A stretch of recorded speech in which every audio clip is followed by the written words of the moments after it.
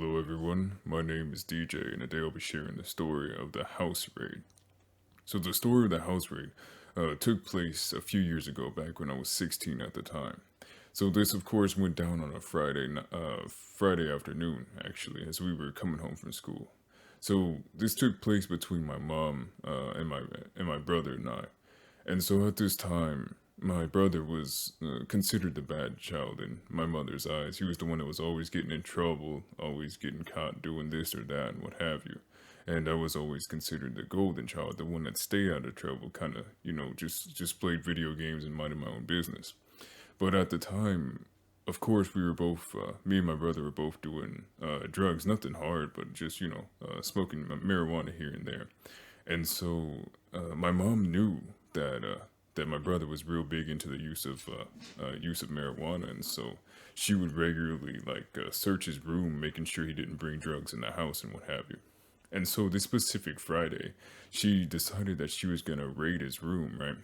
And so we get back home, and she's currently going through all his stuff, rummaging around through his room. At the time, my brother decides, okay, it's time to snitch on DJ or what have you. And so he's like, oh mom, if you're gonna search and raid my room, you need to raid DJ's room as well.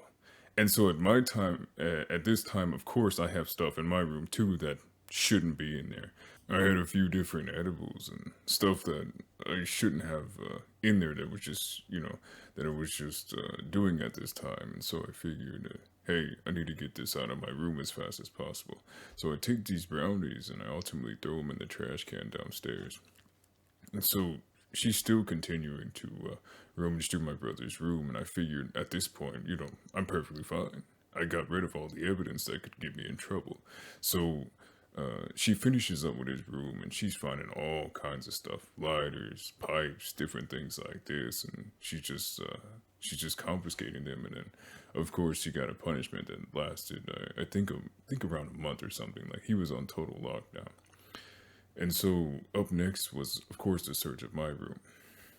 So I was real honest with my mother. I told her, I pulled her to the side before she went in. I said, no, you're not going to find anything that could ultimately get me in trouble. So, it's probably best you don't search my room. And so I figured if I reasoned with her, she might be, of course, reasonable. This woman was not. And so she storms in my room, and I told her straight up, I told her, Mom, if you go through these drawers, you're going to see stuff in there that you should never see. And she figured, oh, no, you're lying to me. You're just trying to get me to leave the room.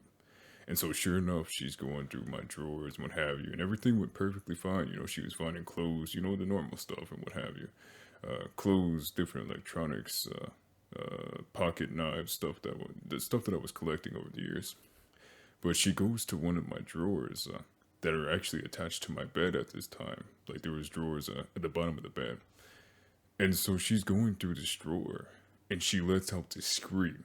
This woman just screams bloody hell. Like, it scared me. Like, she just shrieks really fast. And so I'm thinking, what did she just find? What did she just scream like that? And she runs out of the room. Runs out of the room.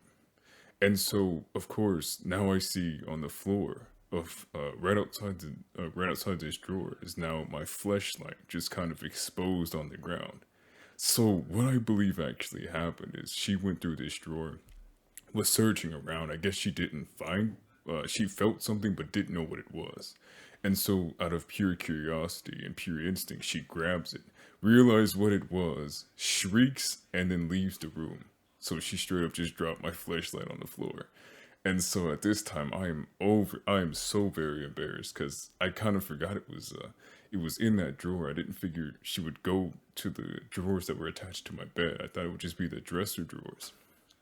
So now it's very awkward between me and my mom, and it was very, very awkward for I think a year or two. So up until the time I turned 18, it was always super, super awkward. She would never even enter my room.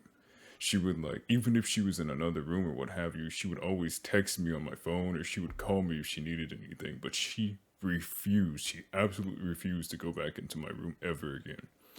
And so at that point, of course, I didn't think too much else about it.